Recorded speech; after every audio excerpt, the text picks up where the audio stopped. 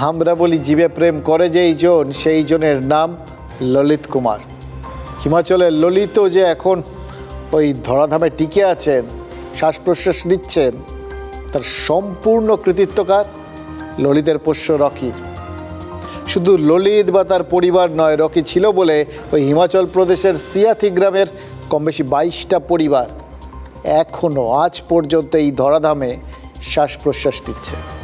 এই সময় মতো রকি যদি ওই চিৎকার চেঁচামেচি করে ওই পাড়া মাথায় না তুলতো, তাহলে কি হতো সেটা সিয়াথি গ্রামের বাসিন্দারা তো হারে হারে বুঝতে পারছেন।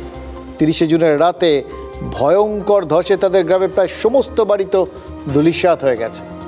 খানচারেকের মতো বাড়ির শুধু কঙ্কালটা দাঁড়িয়ে আছে, আর সেই ছবি বোঝাচ্ছে সময় মতো বাড়ির থেকে বেরিয়ে না এলে পাহাড় ভেঙে নেমে আসে ওই বড় বড় পাথরে গ্রামের মানুষগুলোও তো চিরে চ্যাপ্টা হয়ে যেতেন নিমেষে।